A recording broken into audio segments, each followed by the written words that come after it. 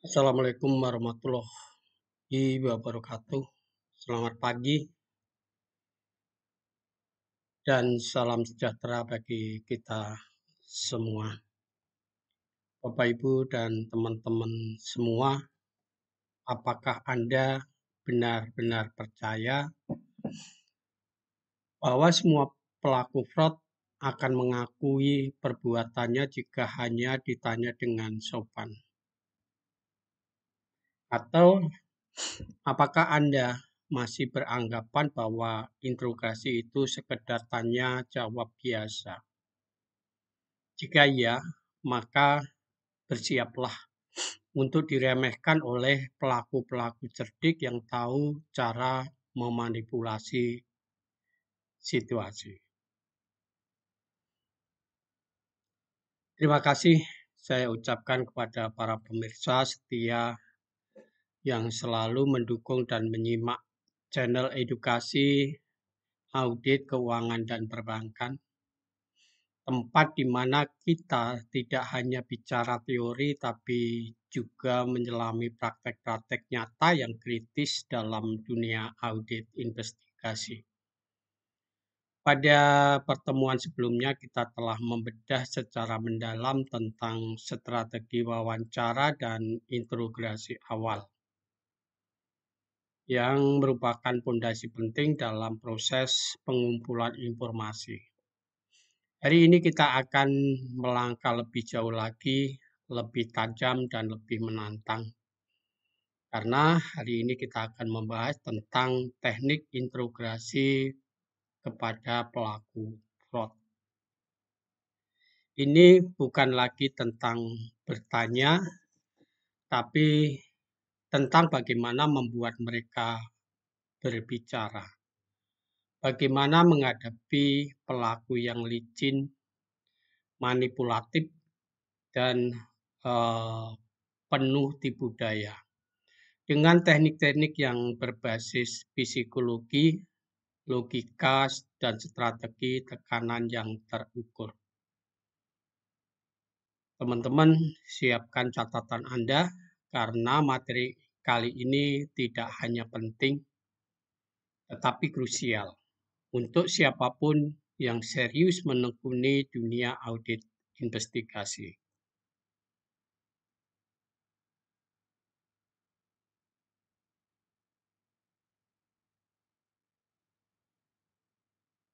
Bapak, Ibu, dan teman-teman semua, bayangkan Anda sedang berhadapan dengan seorang pelaku fraud. Mereka tenang, senyum, bahkan mungkin lebih percaya diri dari Anda.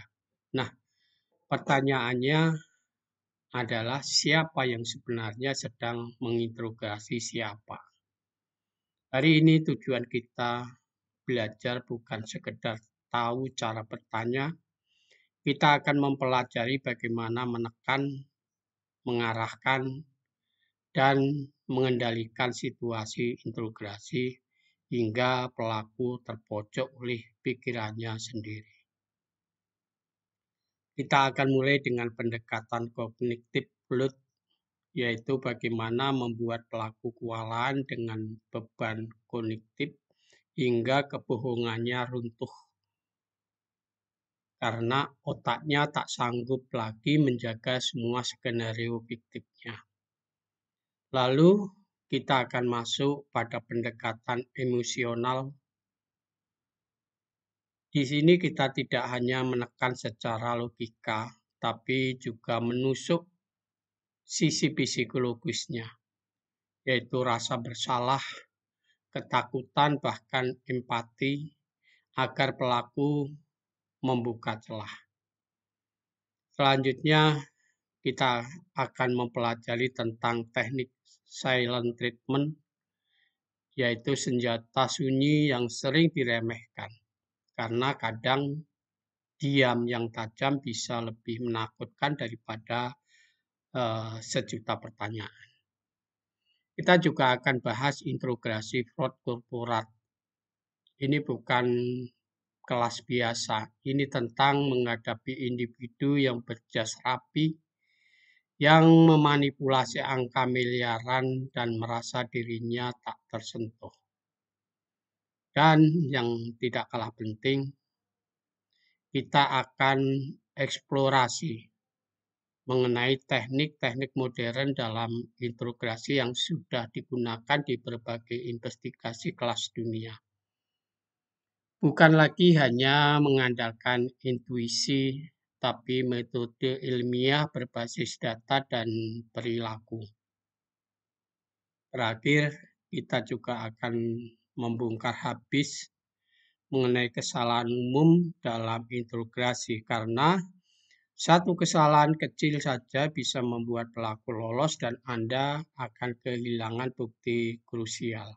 Jadi, bersiaplah teman-teman, ini bukan hanya soal bertanya, ini soal mengungkap kebenaran dengan ketajaman akal dan ketegasan strategi. Bapak, Ibu, dan teman-teman semua, menangkap pelaku fraud itu bukan soal keberuntungan, tapi soal strategi. Ini bukan area tanya jawab biasa, ini adalah perang psikologis di mana Anda harus unggul dalam membaca bahasa tubuh, logika, dan celah emosional. Teknik integrasi pelaku fraud tidak dilakukan secara acak, kita bicara secara sistematis, terstruktur, dan penuh perhitungan. Setiap pertanyaan bukan hanya untuk dijawab, tapi untuk menggiring pikiran pelaku menuju pengakuan yang tak bisa mereka hindari. Kita tidak datang untuk menerima cerita versi mereka. Kita datang untuk membongkar kebohongan dan menangkap konsisten sekecil apapun. Suatu kalimat yang salah urut, jeda yang terlalu panjang, atau ekspresi yang tidak sinkron, semua bisa menjadi celah untuk membalikkan keadaan. Dan satu hal yang sering dilupakan adalah tidak ada teknik yang bisa dipakai untuk semua orang. Pelaku manipulatif punya pola pikir berbeda dengan pelaku emosional. Maka pendekatan integrasi harus disesuaikan dengan karakter dan kondisi psikologis pelaku tindak kejahatan. Kita tidak sekedar bertanya, kita memetakan pikiran mereka dan masuk ke celah terlemahnya. Jadi, kalau Anda pikir integrasi itu hanya soal bertanya dengan keras, maka bersiaplah untuk gagal. Karena yang kita butuhkan adalah ketajaman strategi, bukan sekedar.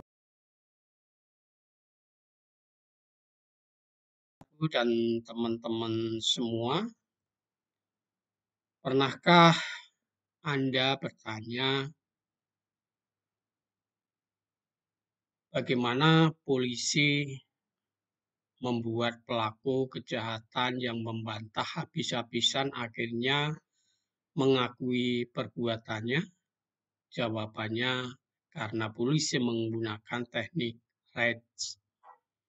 Ini bukan sekedar metode, ini adalah seni manipulasi psikologis tingkat tinggi yang telah digunakan dalam berbagai investigasi kriminal di seluruh dunia. Teknik ini tidak brutal tapi mematikan secara mental. Teknik GRADE ini terdiri dari 9 langkah sistematis, mulai dari konfrontasi, monolog persuasif, intervensi terhadap penyangkalan, hingga mengarahkan pelaku pada satu titik, yaitu pengakuan sebagai jalan keluar satu-satunya. Pelaku tidak dipaksa secara fisik. Mereka dituntun secara mental hingga pada akhirnya mereka sendiri merasa perlu untuk berkata jujur.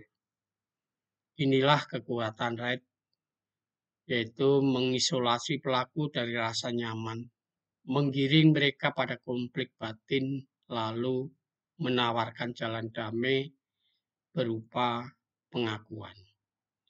Dan jangan salah, teknik ini bukan intimidasi tapi persuasi yang dibungkus strategi.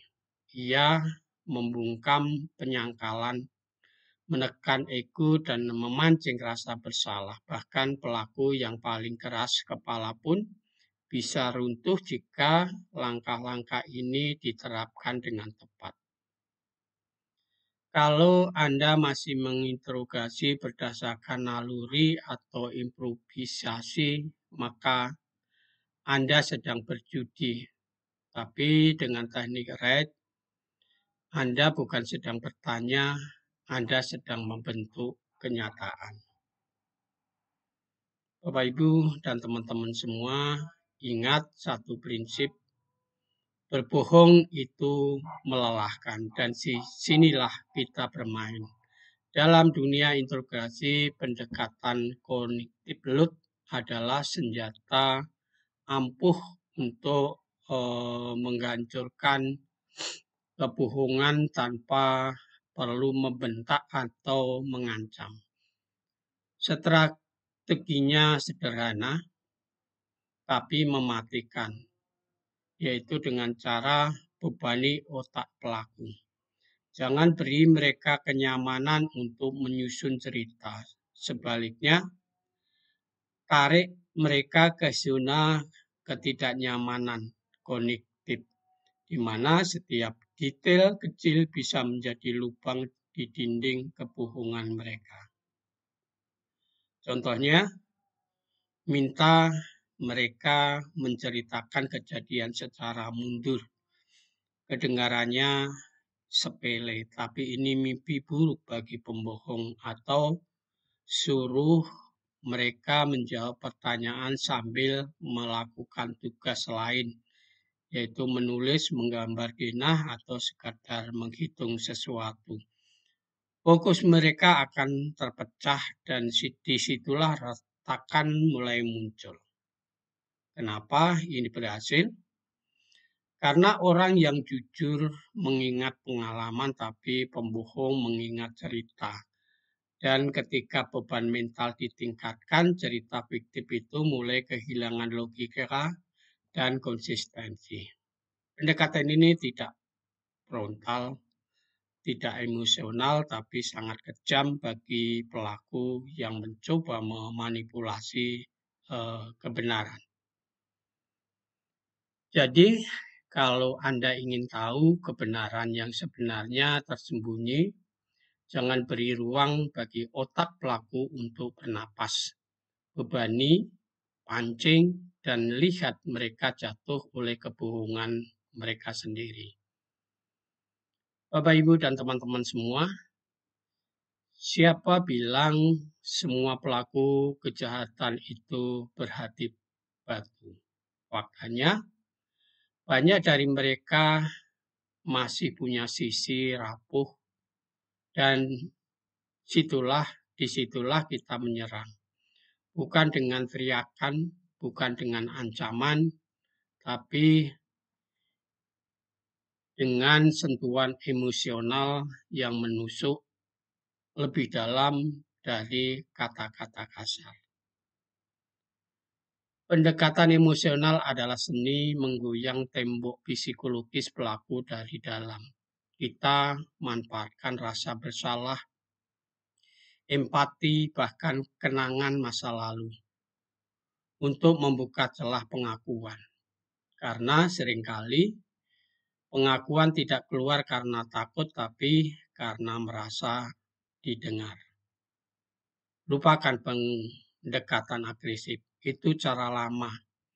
Orang yang ditekan terlalu keras justru akan mengunci diri. Tapi saat Anda berbicara dengan bahasa kemanusiaan, bukan sebagai penyelidik atau investigator, tapi sebagai manusia, disitulah pelaku mulai goyah. Kita bisa berkata, saya tahu Anda bukan orang jahat. Mungkin Anda hanya salah langkah. Atau Bisa kita bicara, bayangkan dampaknya bagi keluarga Anda jika ini terus disembunyikan.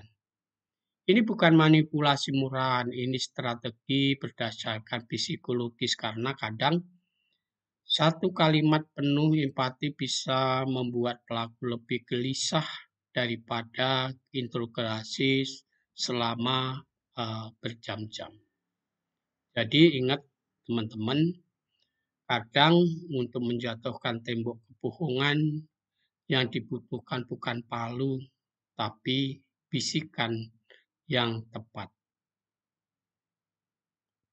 Bapak, Ibu, dan teman-teman semua, pernahkah Anda merasa gelisah karena seseorang diam menatap Anda?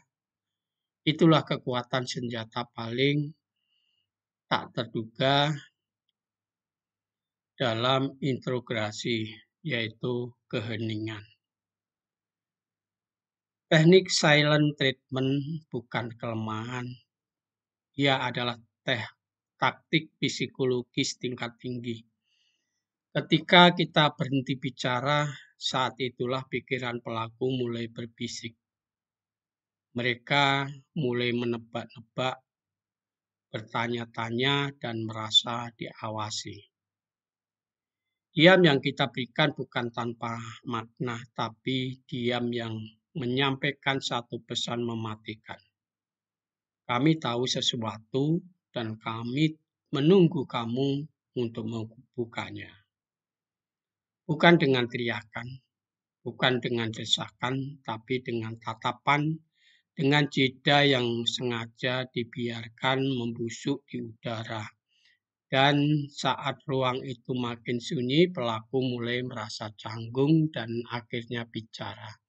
Bukan karena kita paksa, tapi karena mereka tak tahan dengan tekanan batin yang perlahan menghimpit. Inilah kekuatan teknik ini. Tidak menyerang, tapi mengguncang dari dalam. Membuat pelaku merasa bahwa diam kita lebih menakutkan daripada ribuan pertanyaan. Jadi, kalau Anda pikir interogasi itu selalu soal banyak bicara, pikir ulang teman-teman, karena kadang diam yang tajam bisa menusuk lebih dalam daripada argumen terpanjang. Bapak, Ibu, dan teman-teman semuanya, kalau Anda pikir semua pelaku bisa ditangani dengan teknik yang sama, maka Anda sedang membuka jalan untuk ditipu habis-habisan. Dalam interogasi mengenali jenis pelaku adalah setengah dari kemenangan. Sisanya itu berupa strategi yang disesuaikan. Pertama, pelaku yang kooperatif. Jangan anggap enteng. Justru disinilah kita perlu pendekatan terbuka dan empatik. Buat mereka merasa aman, dihargai, dan didengarkan. Karena jika diperlukan seperti tersangka, jika diperlakukan seperti tersangka, mereka bisa berubah menjadi defensif seketika. Pelaku kooperatif bukan target, mereka adalah aset. Lalu ada juga pelaku defensif.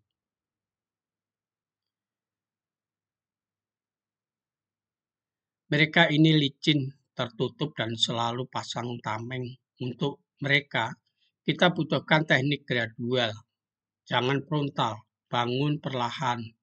Awali dengan hal netral dan perlahan sodorkan bukti. Biarkan mereka tersudut bukan karena tekanan, tapi karena fakta yang menumpuk dan tak terbantahkan.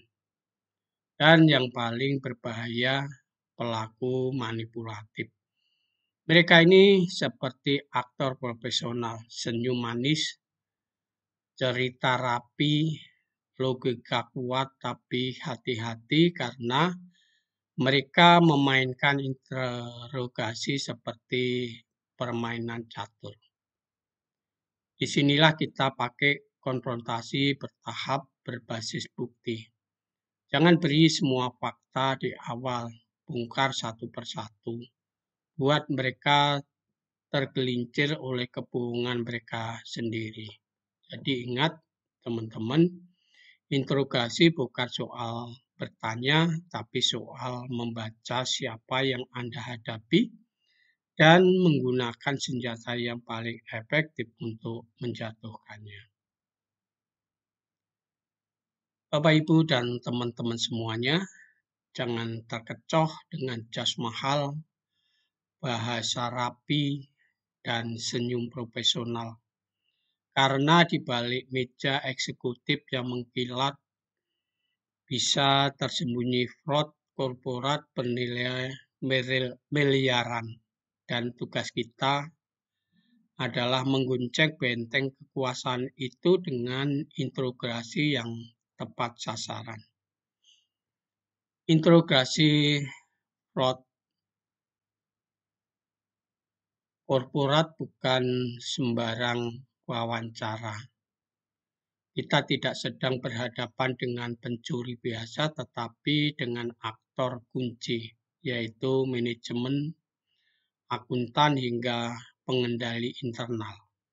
Mereka cerdas, mereka sistematis, dan mereka punya banyak hal yang ingin disembunyikan di balik prosedur standar. Inilah saatnya menggabungkan wawancara formal dengan pendekatan investigatif. Tidak cukup hanya bertanya, kita harus meneliti narasi mereka satu persatu. Bahas kronologis transaksi, gali kebijakan internal yang dimanfaatkan, dan telusuri jejak konflik kepentingan yang mereka coba sembunyikan di balik struktur organisasi. Mereka mungkin bicara soal standar operasional, tapi kita bicara soal logika, jejak bukti, dan lubang dalam cerita. Tekanan kita bukan dengan suara keras, tapi dengan pertanyaan yang tajam dan tak bisa dihindari. Ingat teman-teman, dalam fraud korporat, pelaku bukan bersembunyi di pojok ruangan, tapi duduk di ruang rapat. Maka interogasinya pun harus naik kelas.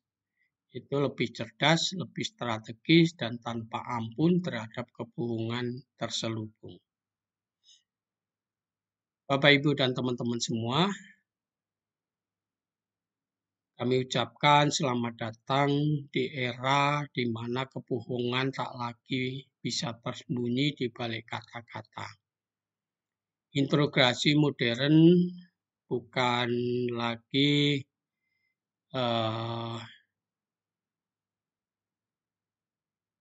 soal intuisi semata.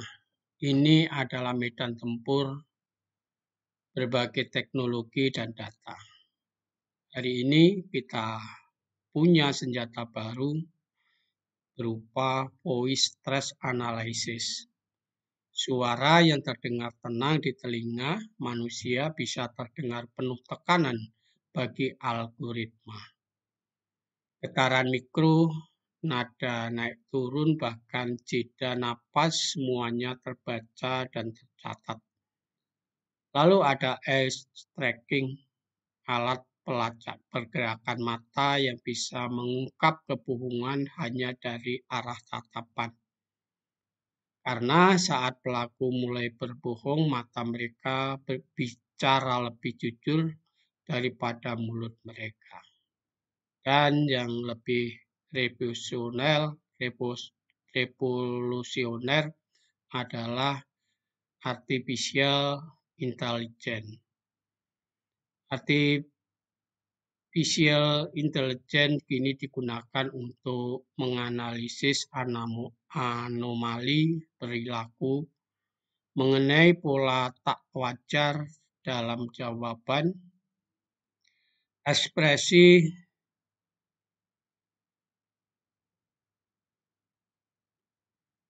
dan bahkan postur tubuh. Tak ada lagi ruang untuk akting, bahkan kebohongan yang dipoles dengan latihan pun bisa retak di hadapan sistem yang objektif dan kejam. Jangan lupa teman-teman bahwa rekaman video kini bukan hanya dokumentasi tapi alat observasi mikroekspresi. Sepersekian detik ketegangan wajah, gerakan rahang, atau senyum palsu bisa menjadi bukti paling jujur dari kebohongan yang disembunyikan rapat-rapat oleh pelaku tindak kecurangan. Inilah masa depan integrasi, ingin presisi, dan tidak bisa dibohongi lagi. Pelaku mungkin bisa mengelabui manusia, tetapi mereka tak bisa menipu teknologi.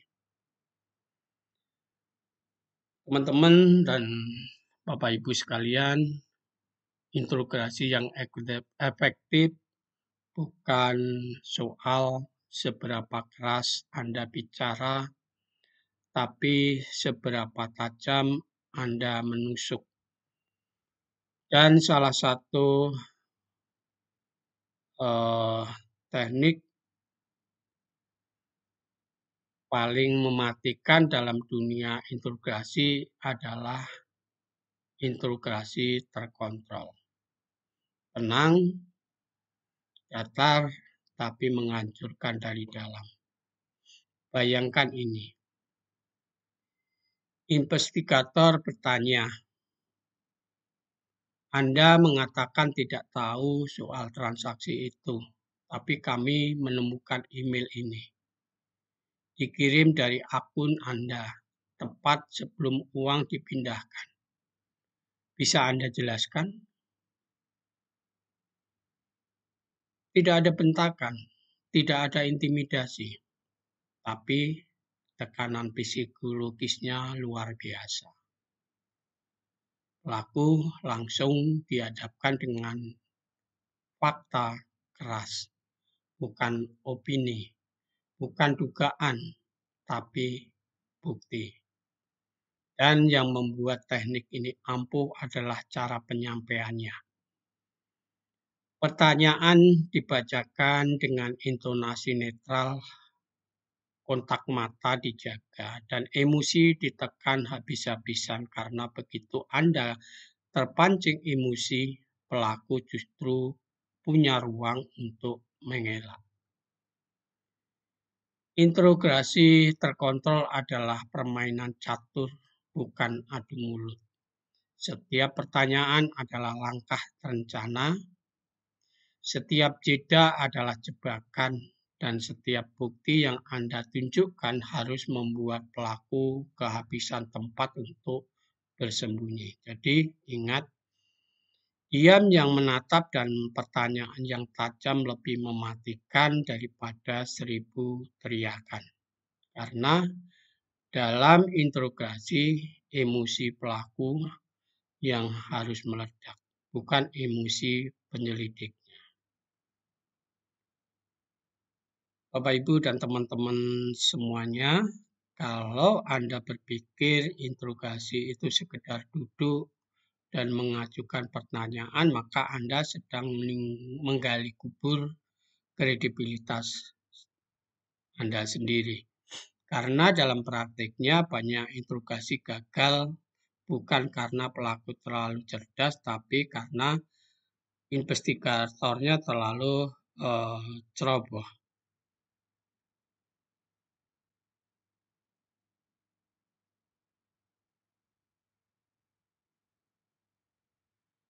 Kesalahan pertama yaitu menginterupsi terlalu cepat. Anda baru bertanya satu kalimat, pelaku baru membuka mulut, lalu Anda potong dengan asumsi Anda sendiri. Ini bukan interogasi, ini monolog egois. Padahal seringkali kebenaran muncul justru saat pelaku bicara terlalu banyak. Maka biarkan mereka tenggelam dalam kata-kata mereka sendiri. Kesalahan kedua adalah mengabaikan tanda-tanda nonverbal. Pelaku mungkin tersenyum tapi jarinya gemetar, jawabannya tenang, tapi kakinya terus bergerak gelisah. Gunakan gerakan tubuh berbicara lebih jujur daripada lisan.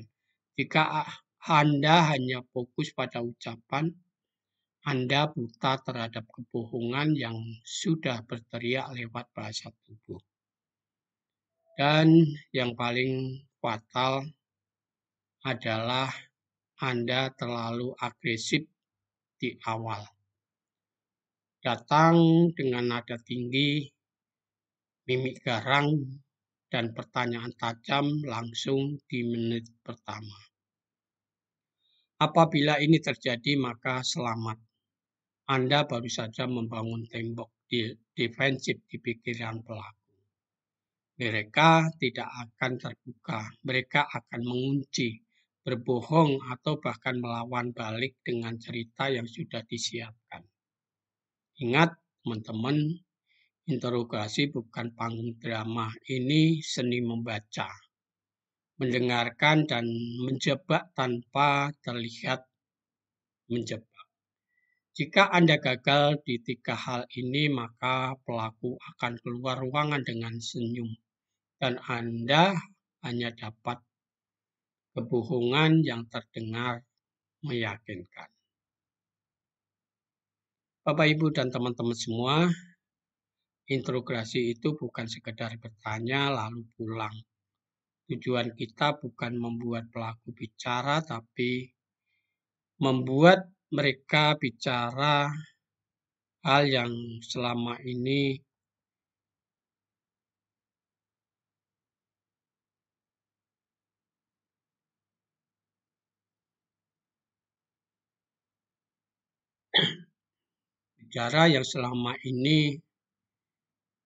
disembunyikan. Jadi sekali lagi tujuan kita bukan membuat pelaku bicara, tapi membuat mereka bicara hal yang selama ini mereka sembunyikan. Dan kalau Anda ingin tahu apakah teknik interogasi Anda berhasil, ada 3 indikator yang tidak bisa dibohongi. Pertama, muncul pengakuan atau informasi baru. Ini tandanya tembok pertahanan mulai retak. Ketika pelaku tiba-tiba menyebut nama yang belum pernah muncul atau menjelaskan alur uang yang sebelumnya mereka bantah, itu adalah kemenangan nyata. Bukan karena kita menekan, tapi karena kita menyerang titik yang tepat. Yang kedua, teman-teman, adanya perubahan perilaku atau postur tubuh. Dari yang awalnya duduk tegak dan percaya diri, kita kini mulai menyadarkan tubuhnya, menunduk atau bahkan melipat tangan sebagai bentuk pertahanan. Bahasa tubuh ini adalah sinyal bahwa tekanan psikologis mulai bekerja dan mereka tahu permainan sudah berubah. Yang ketiga, respon verbal mulai berubah. Di awal mereka lancar, sistematis, penuh kontrol, tapi makin lama jawabannya mulai melemah, makin pendek atau justru berputar-putar tanpa arah.